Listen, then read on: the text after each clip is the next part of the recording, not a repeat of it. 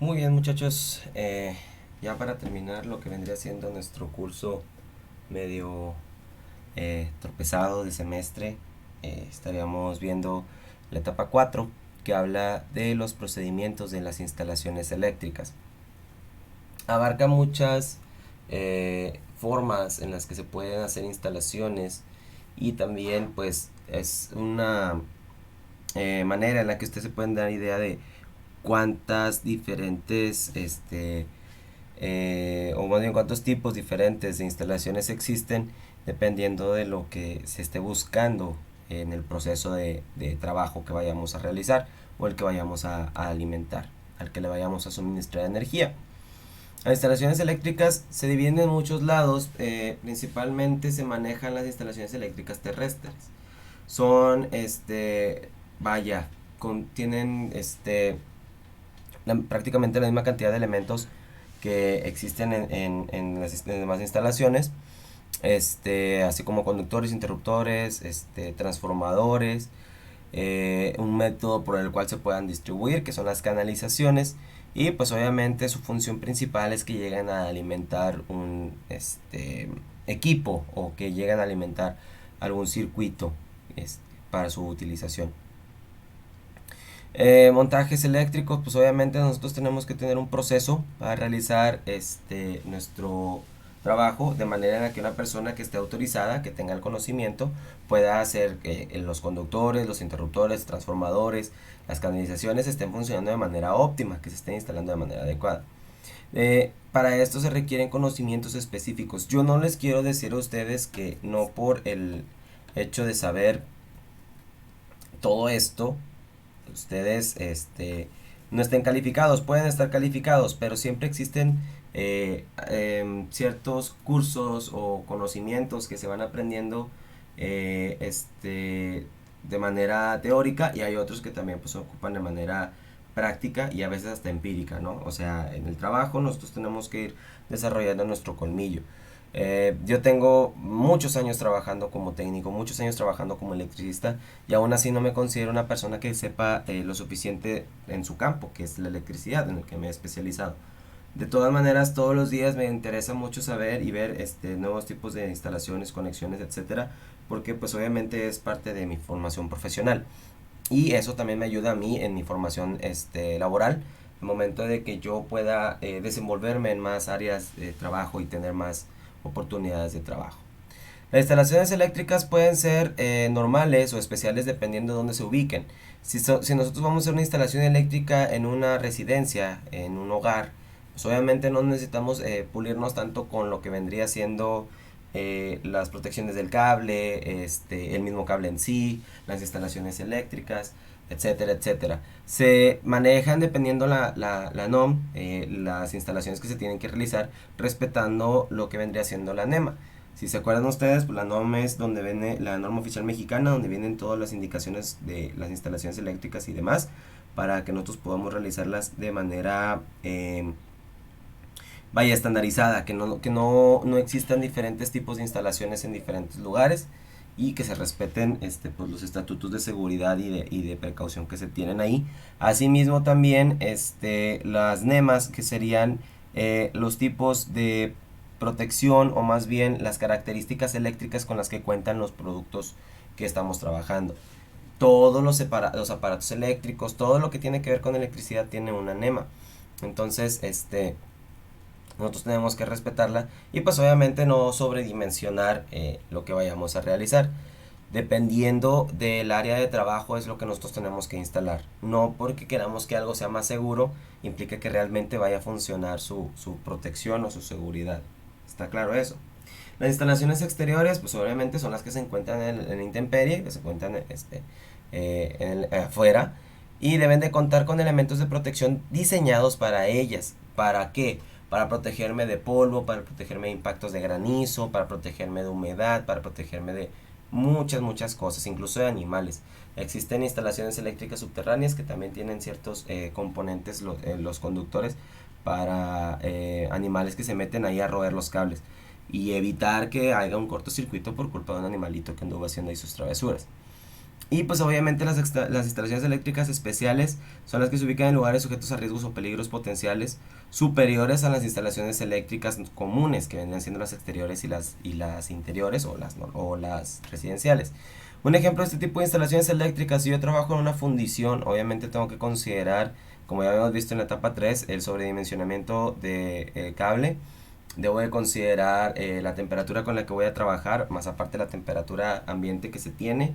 Tengo que revisar, dependiendo de la nomenclatura que tenga mi cable, si resiste, por ejemplo, si estamos trabajando en la fundición y hay un metal que está liberando vapor, pues obviamente si el cable resiste ese vapor, si no está expuesto a que se queme y se pueda, pues, maltratar. También existe en otros lados, por ejemplo, estamos trabajando en un área que tiene corrosivos, ácidos, por ejemplo, en un lugar donde tengamos que limpiar también cierto tipo de materiales y hay ácidos expuestos que liberan ciertos vapores o gases, pues obviamente que no disuelvan el aislante con el que está nuestro trabajo, o en este caso, por ejemplo, los ductos o las canalizaciones que no se vean lastimadas o dañadas por eso.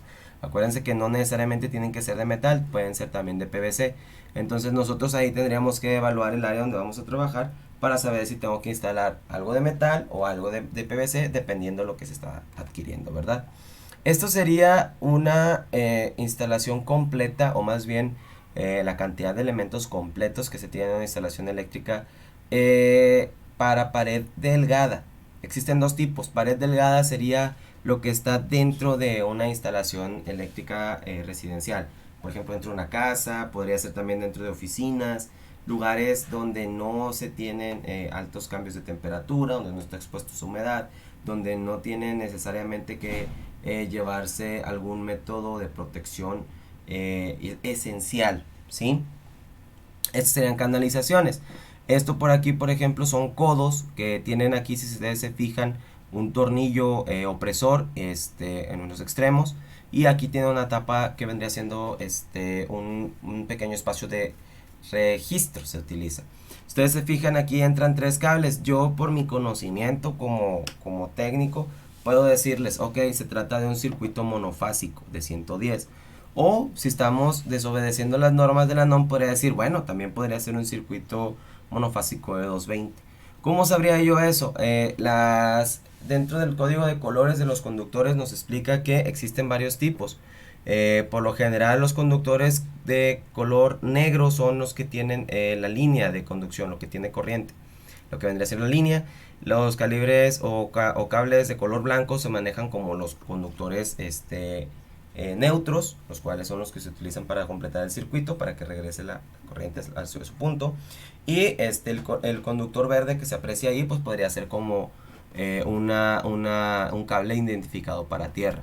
Existen otro tipo de códigos, también podría ser negro y rojo, donde el negro también se podría utilizar como neutro. Existen muchas variedades, hay muchos tipos. La intención aquí es de que se respetase ese tipo de conductor, pero generalmente el cliente o la persona que instala no lo respeta, porque pues sería comprar material de diferente color únicamente en su forro, ¿verdad? En su protección, que lo único que realmente los distingue, el puro color. Sigue siendo el mismo cobre, sigue siendo, si es el mismo calibre, pues obviamente te aporta la misma conducción, o sea, etcétera. Entonces la persona dice, o el cliente dice, bueno, pues yo no voy a gastar en dos rollos de cable nada más por el puro color. Méteme de un solo color, y pues el encargado, el técnico, en este caso el electricista, lo tiene que identificar. Y sí lo identifica. El problema es de que no está respetándose ese código de colores, y pues obviamente por ahorrarse unos pesitos pues está saliéndose de lo que vendría siendo la norma, ¿no? Yo les recomiendo que, si tienen curiosidad al respecto de estas instalaciones, y empiecen a investigar sobre cuáles son los tipos de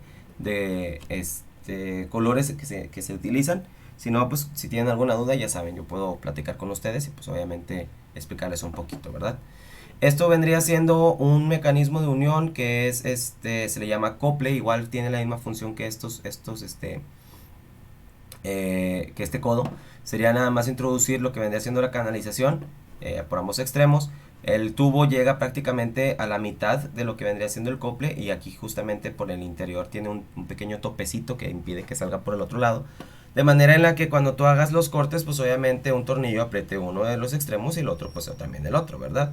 Se utilizan en pared delgada, en pared gruesa no se utilizan. ¿Por qué? Pared gruesa generalmente se implementa en exteriores y su cualidad es de que todas las uniones, tanto coples como codos, llevan rosca o están roscados, por lo que se tiene que utilizar una herramienta llamada terraja, la cual hace roscas en los tubos para que podamos meterlo, por ejemplo, en este registro o este codo también, en este se llama condulet, y pues obviamente se puedan manejar este uniéndose. Igual los coples no cuentan en pared gruesa, no cuentan con esos opresores, es solo un cilindro con roscas internas, los cuales también tienen un topecito y en la parte de en medio, y lo que se hace es roscar el tubo para que quede ahí.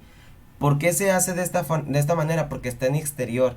Yo no estoy, aunque esta instalación esté adecuada, yo al momento de apretar este tubo no estoy protegiendo estos extremos que están aquí por donde puede ingresar humedad, puede ingresar polvo y me puede generar a mí un desgaste en mi conductor. Entonces no se implementa esto. Claro, obviamente mucha racita que lo pone por barato y porque es más fácil de implementar, lo cual yo no recomiendo. Si vas a hacer algo para exterior, pone algo en exterior. Si vas a hacer algo para interior, pone algo para interior. En este caso pues sería esto. Este sería un codo. Igualmente aquí si se fijan ustedes tiene una especie de implementación. La cual, por ejemplo, aquí estamos viendo, este sería pared gruesa. ¿Sí? Esto es pared delgada. ¿Por qué sé que es pared gruesa? La unión es distinta. Si ustedes se fijan aquí viene con una tuerca en especial que se utiliza para poder cerrarlo y poder protegerlo del agua. De igual manera aquí por ejemplo tenemos un condulet. Este condulet lo que hace es funcionar como una vuelta, ya que no puedo unir este tubo con tubo sin tener una especie de registro, o generalmente también se utilizan como una especie de registro. Lo que se hace es implementar este. Existen muchos tipos y hay muchas medidas. Por ejemplo aquí se alcanza a ver que es de media pulgada. Entonces se unen aquí. Esto que está aquí uniéndose también son unas llamadas reducciones. Si yo estoy implementando un tubo, digamos, este es un tubo de 3 cuartos de pulgada. No, vamos a dejarlo que es un tubo de, no sé, 1 pulgada. O de 2 pulgadas. Vamos a dejarlo en 2 pulgadas. Un tubo de 2 pulgadas que llega a un condulet de media pulgada. Sí, yo tengo que hacer una instalación aparte. Se compran obviamente mecanismos distintos o elementos distintos que funcionan como restricciones o como reducciones. ¿Qué es lo que hacen? Paso yo de una medida a otra. Generalmente en canalizaciones existen muchos, ¿sí? Esto es nada más una parte de lo que existe en canalizaciones, para que ustedes tengan idea. De igual manera existen estos, aquí no se alcanza a apreciar, pero tiene un poquito ahí como de espiral. Son instalaciones, son canalizaciones flexibles. Si yo no quiero instalar uno de estos condulets porque no tengo material, porque no lo considero necesario, o porque tengo que hacer una vuelta y no quiero hacer cortes para poner después pues coples, ángulos, codos, etcétera, se implementan este tipo de instalaciones y son muy efectivas. Todas ellas, todas estas cumplen con su función. Se recomienda que se utilicen nada más para lo que fueron diseñadas, obviamente. De igual manera existe soportería. Estos serían anclajes o lo que viene siendo, se les llaman, por ejemplo, esta es una abrazadera de omega y esta es una abrazadera de uña. Todas vienen con el mismo diámetro con el que estás manejando el conductor. Si yo estoy trabajando con un ducto, perdón, de 1 pulgada, pues obviamente tengo que pedir mis abrazaderas o por ejemplo, este también es una asa de metal que son para montaje. Tengo que pedirlas al diámetro que lo que estoy trabajando. Si estoy trabajando con 2 pulgadas, lo voy a pedir todo a 2 pulgadas. Obviamente, no hay que sobredimensionar ni tampoco hay que ponerle de menos. Las instalaciones eléctricas especiales, no traté de conseguirles imágenes, pero no encontré las adecuadas, o vaya, no las que yo quería utilizar para explicarles a ustedes. Como pueden leer ahí en la diapositiva, se utilizan en lugares mojados o de humedad constante. Se pueden utilizar también bajo inclemencias meteorológicas. Se pueden utilizar también cuando están expuestos a vapores o sustancias corrosivas. Igual si hay algún peligro de incendio, si hay también alguna exposición a un gas o algo, etcétera, etcétera. Todas esas instalaciones eléctricas, por ejemplo, cuando hay peligro de incendio o hay fuga de gases que pueden ser volátiles, toda la instalación de eléctrica cuenta con una puesta a tierra, que después les voy a explicar qué es eso más adelante. esa puesta a tierra funciona de manera en la que todas las descargas electrostáticas, como las que ustedes sienten cuando se quitan un suéter, cuando tocan a alguien y salen chispitas, que son descargas electrostáticas, generan calor y obviamente generan un chispazo que puede provocar un incendio. No sé si recuerdan ustedes, hace varios años hubo una explosión en Ternium y es debido a que la instalación eléctrica pues obviamente estaba adecuada y todo, hubo una acumulación de gases y pudo haberse generado ahí una descarga electrostática en uno de los chavos que no traía el EPP adecuado y pudo haber generado la explosión. De igual manera, la explosión que hubo hace tiempo con las personas estas, los que estaban robando combustible, no recuerdo bien en qué estado fue, que hubo demasiadas cantidades de personas heridas y quemadas. De igual manera, estuvieron sacando gasolina y me pueden decir, oiga, profe, pues sería alguien muy tonto para llevar un encendedor o algo que genere un chispazo ahí. Sí, sería alguien muy tonto, realmente. Pero si nosotros nos ponemos a analizar, el tubo era de metal por donde está pasando el agua o lo que viene siendo la gasolina en este caso. Y las personas no traen el equipo de protección personal indicado, que es no para no generar descargas estáticas o chispazos, ¿verdad? Estaban recibiendo el agua o más bien la gasolina con baldes de metal que tampoco están preparados. El ducto puede estar considerado o protegido para eso, ¿verdad? Pero el método por donde estaban trasladando el equipo, pues no. Entonces, si una persona estaba ahí trabajando, iba corriendo, traía carga eléctrica y toca una de esas cubos de metal o otra persona y se dispara un chispazo, la gasolina enciende, sí, pero también el vapor que libera la gasolina es muy volátil, el gas. Entonces, todos sus vapores se acumulan ahí o están ahí, están expuestos, provocan un flamazo y olvídate, sucede una tragedia como la que pasó desgraciadamente.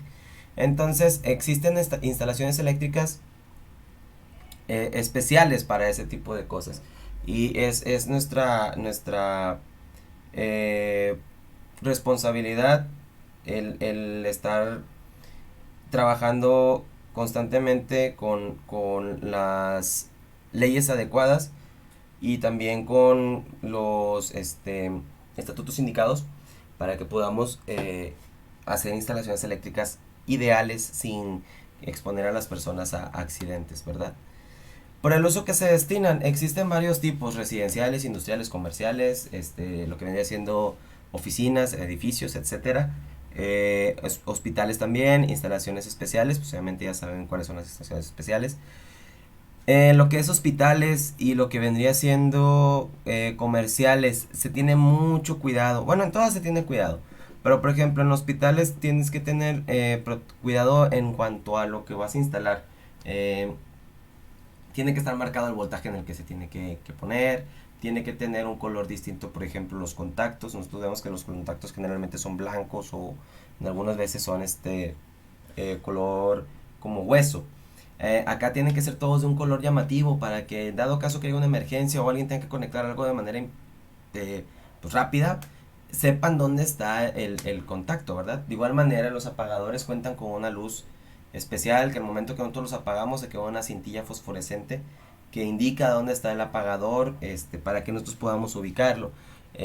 También el tipo de cable que se instala pues obviamente tiene que ser especial porque pues no podemos hacer instalaciones o reparaciones cada que suceda un accidente, por lo que tenemos que tener un cable que resista y que, por ejemplo, si yo hago una instalación eléctrica para el lugar en el que estoy trabajando, tiene que tardar 35 años, 40 años para que yo vuelva a hacer la instalación y cambie ese o sustituya ese cable que está dañado, ¿verdad?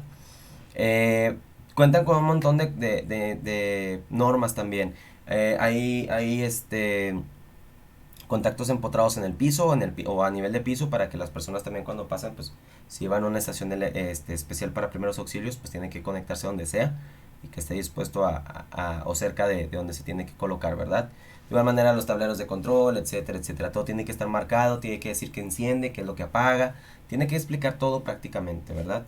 En instalaciones comerciales, de igual manera, pues tiene que tener su indicación, tiene que estar también, por ejemplo, si ustedes se fijan cuando van a comercios como Soriana o H-E-B o centros comerciales, Todas las instalaciones eléctricas generalmente no están a la vista del cliente, tampoco a la vista del trabajador. Se encuentran escondidas mediante cielos falsos, mediante paredes falsas, como en este caso, por ejemplo, aquí este cuate está haciendo una instalación eléctrica en una oficina, que también entra, les digo, en edificios de comercio, casi todas son similares, solo por unos detallitos ahí varía. Y toda la instalación eléctrica para lámparas y todo lo que venía siendo distribución para contactos está por el techo.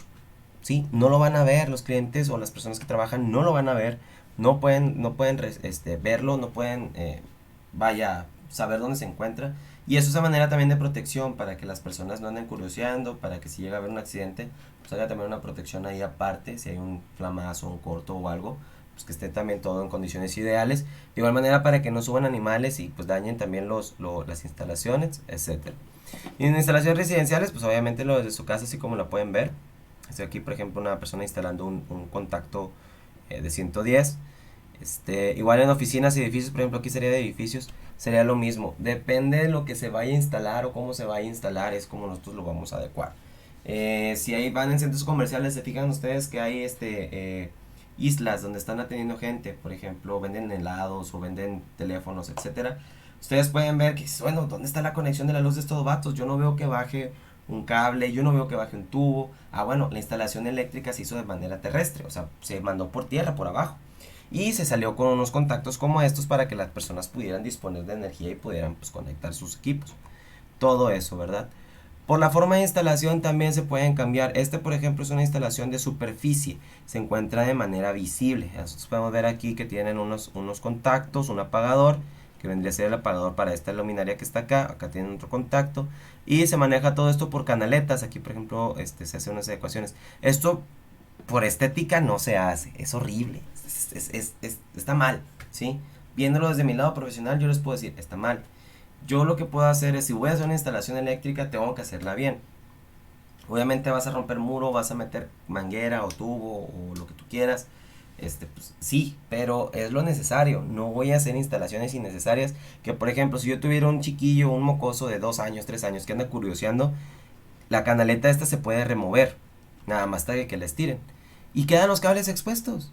Entonces, si mi chiquillo trae ahí algo, los arranca, los mueve o lo que ustedes gusten, quieran y manden, pues obviamente va a haber un problema ahí, puede haber un accidente, puede haber una persona que reciba una descarga eléctrica. Entonces, no es recomendable, no está bien, se tiene que hacer de otra forma. De igual manera, esta por ejemplo también sería empotrada. Una instalación empotrada sería, por ejemplo, esta que están viendo ustedes aquí. Los apagadores, por ejemplo, en casas generalmente están al nivel del muro, ¿sí? Son instalaciones eléctricas habituales o comunes. Las empotradas serían en este caso, por ejemplo, estas que tú ves aquí todo el centro o todo el registro del apagador o los contactos o de lo que tú quieras de fuera. ¿Están bien, maestro? Sí, sí están bien. ¿La recomienda? Depende de dónde la vayas a poner. Si no es de suma importancia que tengas tú un apagador empotrado en pared, pues déjalo ahí, ¿verdad? Si estás trabajando en una bodega, en un ambiente donde no es necesario que lo tengas o las condiciones no se prestan, lo puedes poner de esta manera. Acuérdense que estamos sujetos a las condiciones. Si lo voy a poner en mi casa, igualmente les digo, llega tu mamá o algo, se recarga, se cae esta tapa, quedan los cables expuestos, puede haber una persona que se electrocute o reciba una descarga eléctrica. No lo recomiendo para casa. Depende de las instalaciones o cómo vamos a estar nosotros. Esto sería instalaciones aéreas. Ustedes ven por aquí, por ejemplo, las personas que están jalando, instalando líneas de alta tensión, media tensión, transformadores. Aquí tienen sus guardas para proteger la línea, para no recibir descargas. Esto sería aéreo, ¿verdad? Aquí, por ejemplo, ustedes pueden ver todas estas canalizaciones. Aquí está la soportería. Todo esto de aquí, los tubos doblados, obviamente, para manejar las cosas. De hecho, también existe un código de colores para esto. Creo que el código de color amarillo era para no recuerdo si era agua residual o drenaje, la verdad se los debo. Pero sí me recuerdo que para instalaciones eléctricas es color gris. Ustedes se fijan, pues todo esto de aquí son luces, todo esto son circuitos, todo esto va a centros de carga, distribuciones, etcétera, etcétera, etcétera. Esto es lo que comúnmente vemos en estacionamientos, comúnmente vemos también en centros comerciales, en tiendas, etcétera, ¿verdad? Son instalaciones eléctricas aéreas. Yo desde aquí puedo ver que son pared delgada. ¿Por qué? Porque aquí miren, por ejemplo, tienen los, los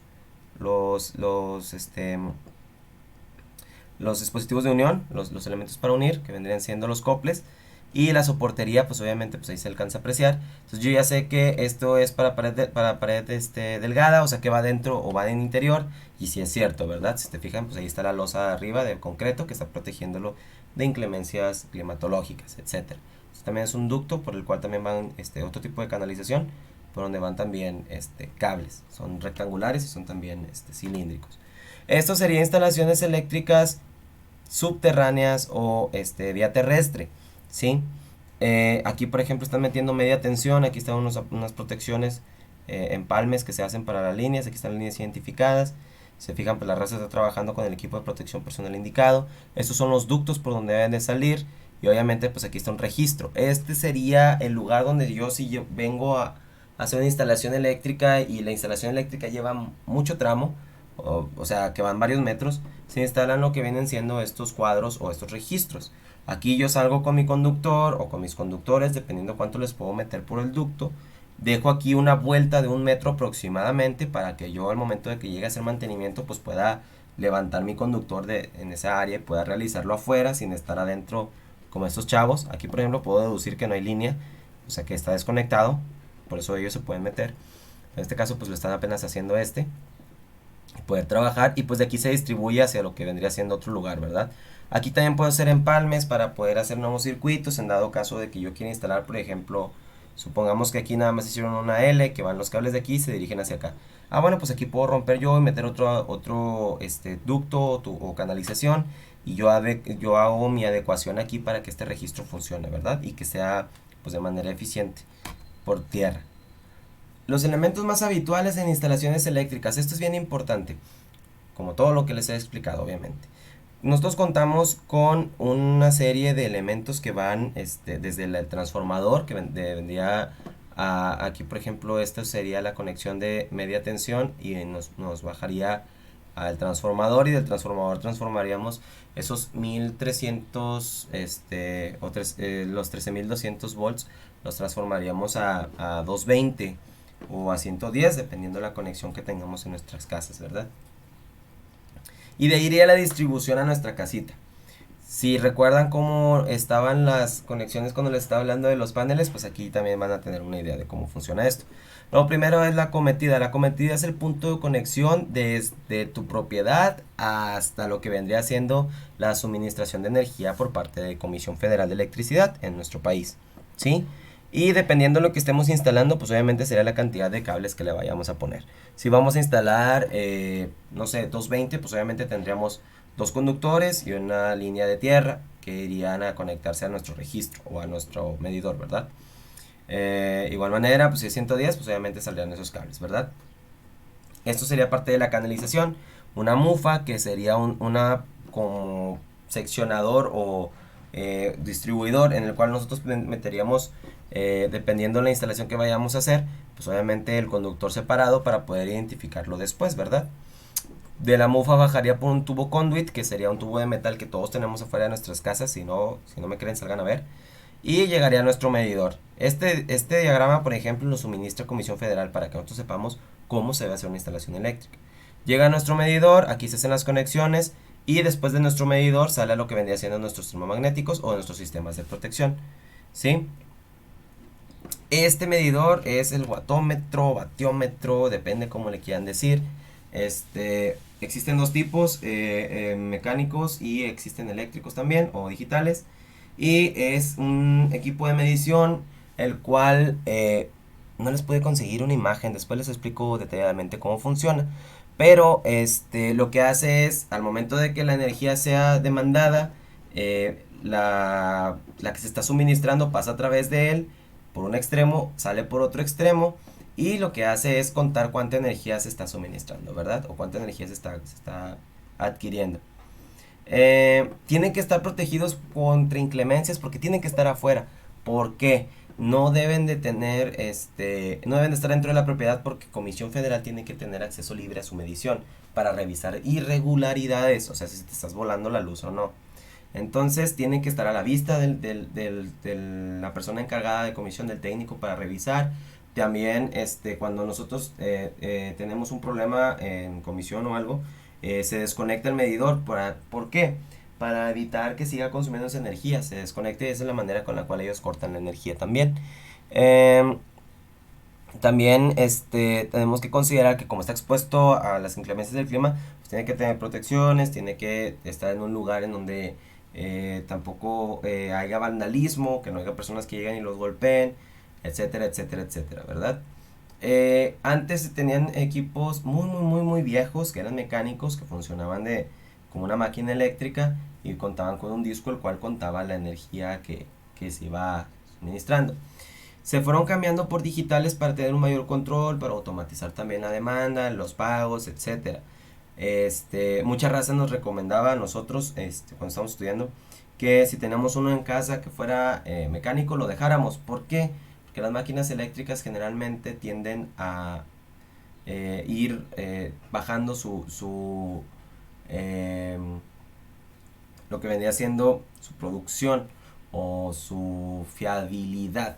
O sea que conforme pasaba el tiempo, las mediciones eléctricas de esa máquina iban a fallar, iban a ser menores. Entonces siempre nos decían el típico técnico mañoso, ¿no? No lo cambies, deja ese porque con ese pagas menos luz. Era una diferencia minúscula, y pues obviamente Comisión Federal de Electricidad hizo que casi todas las viviendas nuevas y prácticamente las viviendas viejas cambiaran a este tipo de medidores digitales ahora, y lo cual está bien. ¿Qué sucede cuando vivimos en un depa, en una vivienda y todo ese rollo? Bueno, cada medidor tiene que tener un espacio indicado para su domicilio o para el local en el que están. Y por ejemplo, ahí dice, tienen que tener instalaciones, se sitúan en lugares, por ejemplo, la fachada o lo que viene siendo la valla perimetral, lo que está afuera. Y de ahí tú, pues obviamente monitoreas el consumo. Ya el técnico especializado en esto, pues llega y nada más revisa eso y dice, ah, bueno, pues aquí es donde está el de tal domicilio, viene etiquetado y pues ya se tienen que hacer las medidas necesarias, ¿verdad? Todos los circuitos llegan lo que vendría siendo, por ejemplo, un tablero o un muro de distribución. Y de ahí es donde saldría todo, ¿sí? De igual manera, lo que vendría siendo las instalaciones de la cometida llegarían ahí. Después de eso vienen otros equipos de protección. No lo pelen mucho. Se menciona nada más unos arrancadores. Se utilizan como termomagnéticos, pero son implementados nada más para motor. Su función principal es que cuando un motor entre no demande energía de manera pues directa. Simple y sencillamente lo que hace es acoplar la velocidad de los motores de manera de que estos vatos no vayan a tener un cierto pico de demanda, se vayan a desfasar en cuanto a lo que es el consumo, etcétera. Más adelante lo verán en sus materias de manera más específica. Yo nada más se los quería mencionar porque pues obviamente viene en su manual y si me preguntan, profe, ¿por qué lo puso? Pues quería que tuvieran una idea.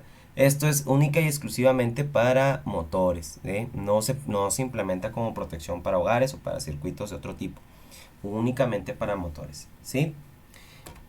Después viene lo que en la instalación, un transformador. Hay diferentes tipos de transformadores. Estos son tipo poste, por ejemplo, porque se instalan pues, obviamente postería, se pueden instalar también de manera aérea, se pueden poner en cualquier lugar. Estos son tipo pedestal, ¿sí? Por ejemplo es tipo pedestal y hay unos que son tipo pedestal pero están abiertos en la parte de abajo. No recuerdo su nombre ahorita, pero son de garganta, ya recordé. Son de garganta y esos lo que hacen es que la instalación se hace por debajo de ellos en un registro como el que les mostré ahorita en las canalizaciones subterráneas. Es la instalación de ahí y de ahí se suministra a lo que vendría siendo el transformador. Es un transformador tipo seco. Todos ellos utilizan un aceite para controlar su temperatura y también para aislar lo que vendría siendo los núcleos que existen dentro de los transformadores para lo que vendría siendo el transformar la energía eléctrica. Y pues obviamente su función es reducir la energía de media tensión o alta tensión a una baja tensión. Desde las plantas generadoras existen transformadores de muy alta demanda, los cuales sirven para distribuir por las líneas de transmisión, que son las que nosotros vemos en las carreteras, en ciertas avenidas. y de ellas llegan a una subestación la cual cuenta con otro transformador como estos y lo que hace es recibir la línea de alta tensión y reducirla, ¿sí? Todos ellos tienen la misma función. Algunos son para disminuir el voltaje y otros son para elevar el voltaje. ¿Cómo funciona eso? Qué bueno que me preguntan.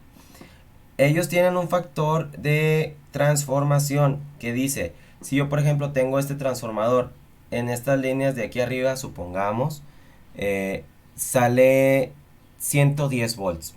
Y en estas líneas que tengo aquí, porque hay unos espacios que se conectan ahí, X0, X1, X2 y X3, se conectan líneas de 13.200 volts. Quiere decir que esto aquí entra, que vendría siendo la línea de alta tensión, y aquí está la línea de baja.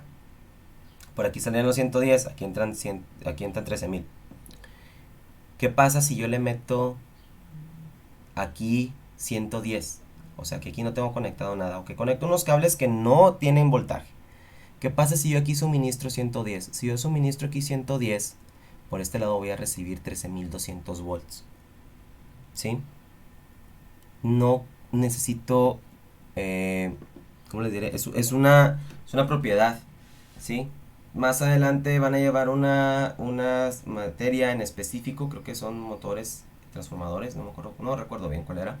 Van a llevar una materia en específico la cual les va a explicar cómo funcionan los transformadores, cómo es su relación de transformación, qué tipos de transformadores hay y también la elaboración de un transformador. Ustedes van a hacer un transformador de corriente alterna, van a manejarlo dependiendo de lo que les pidan, ¿sí? Pero van a poder elaborar ustedes uno.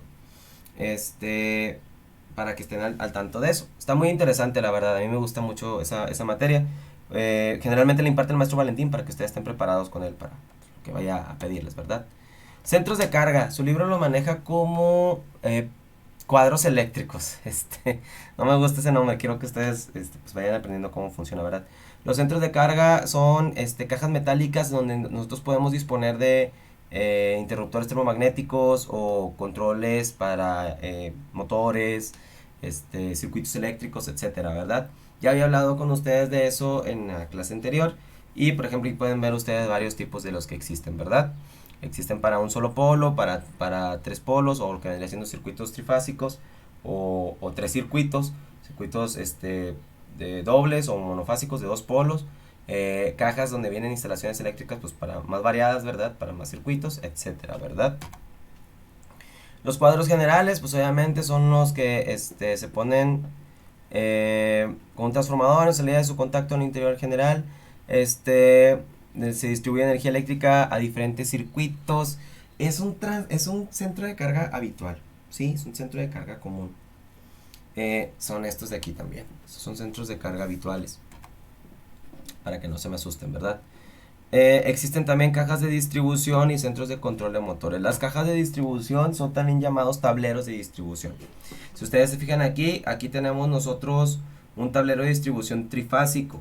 ¿Cómo lo puede identificar que es trifásico? Cuenta con tres pequeños lugs, se les llaman, los cuales tienen un tornillo opresor en el centro. Y a su vez vienen con líneas de alimentación. Estos tres cables son los que alimentan. Después, si ustedes se fijan o recuerdan cuando les estuve explicando en la clase de medición cómo estaban distribuidos, aquí viene una barrita conductora, la cual llega, por ejemplo, aquí, será un circuito. Esta barra es la barra de aquí en medio, que está enganchado de aquí. Si ustedes se fijan, este es otro, este es otro, este es otro, este es otro.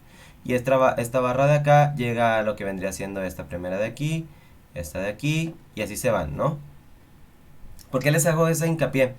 Cuando estamos balanceando cargas, nosotros tenemos que identificar a qué línea estamos conectando. Esto sería lo que nosotros veríamos. Quitamos el tablero y vemos, oye, ¿sabes qué? Este está conectado a la línea de en medio y a la línea, por ejemplo, es línea 1, línea 2, línea 3. Ah, bueno, este está conectado a línea 2 y línea 3. Ah, ok, bueno, entonces el otro que tenemos conectado está demandando más. Cámbiamelo, pónmelo línea 1 y línea 3. Ah, perfecto, y tú lo conectas ahí. ¿Sí? Sirve para el balanceo. Esto es muy común en industria, es demasiado frecuente que ustedes lo noten. Aquí por ejemplo tienen las barras de neutro o las barras de tierra, la cual también llega un cable, por aquí tiene que estar el cable conectado. el cual viene desde el transformador. Luego les explico también eso. Viene del transformador y nosotros nos sirve para un circuito neutro. En dado caso que yo quiera poner un circuito nada más aquí de 110, pues lo pongo en una de estas líneas y nada más conecto aquí mi circuito neutro y pues el cable de alimentador que vaya a donde yo voy a disponer de energía. Aquí por ejemplo podemos ver puros termomagnéticos de 220, están todos conectados así. Y pues obviamente un código de colores, ¿verdad? Un circuito para un conductor para un circuito, pero pues obviamente para que nosotros lo podamos identificar del otro lado. Aquí está manejándose el código de colores. En este caso estos dos están funcionando como corriente y el neutro lo están dejando como si fuese color blanco, pues obviamente respetando el código de colores que se maneja, ¿verdad? Esto sería un tablero de distribución común. En la prepa tenemos bastantes. Ustedes los podrán ver después. Pero este sería obviamente pues trifásico, ¿verdad? Existen también monofásicos de 220, los cuales no contarían con una línea, por ejemplo esta, tendría nada más dos líneas. Y pues de ahí se pueden conectar. Y en dado caso, por ejemplo estos, pues serían bien sencillos, ¿verdad? Tú llegas nada más aquí con tu conductor y alimentas de este lado. Aquí es donde conectarías tus termomagnéticos. Y pues sería la barrita para la tierra y pues también para conectar ahí otras cosillas, ¿verdad? Y por último sería el centro de control de motores. Un centro de control de motores, por ejemplo, estos a mí me tocó hacerlos, los que se pueden, por ejemplo, yo trabajé en una fábrica que se dedicaba a diseñar esto. Los centros de control de motores dentro de las instalaciones eléctricas, así como le estaba hablando ahorita de los arrancadores, funcionan para que nosotros podamos tener pues, propiamente un control sobre una línea de producción, algún aparato o equipo que necesite un motor eléctrico y a su vez también pues para monitorear su funcionamiento. Cuentan con botoneras que son estas que están aquí, por ejemplo si yo tengo conectado, o estos por ejemplo sería por una fábrica, les puede decir, oye, aquí tenemos conectado un molino, tenemos conectado un extractor para vapor que es tóxico. Tenemos también aquí conectado para una bomba de agua para limpiar varias cosas. Aquí tenemos conectado también una línea de producción que está avanzando con una banda. Aquí tenemos unas grúas que se están moviendo, etcétera, etcétera, etcétera. Todo esto es para alimentar o para manejar ese tipo de maquinarias o equipos. Y pues obviamente se recomienda mucho en industria porque pues te reduce espacio, no tienes que tenerlo propiamente en algún lugar expuesto, lo puedes tener en un centro de máquinas, que es generalmente donde se tiene todo este tipo de funcionamientos. Y básicamente lo que harías ahí sería tener un monitoreo para el dado caso de que va a ser una función de mantenimiento, pues vienes y apagas aquí, ¿no? Apagas el equipo desde este lado y desconectas aquí y pues aquí aplicas el loto. ¿Recuerdan lo que les comenté? Aquí se puede aplicar, ¿no? Ya el encargado de mantenimiento, la persona que esté trabajando, pues se encargaría de eso. Obviamente todos los aparatos que estamos controlando nosotros desde aquí también se están controlando propiamente en el área de trabajo donde se tiene. Porque obviamente no voy a controlar, por ejemplo, si tengo aquí una grúa conectada, pues no voy a venir hasta acá a manejar la grúa.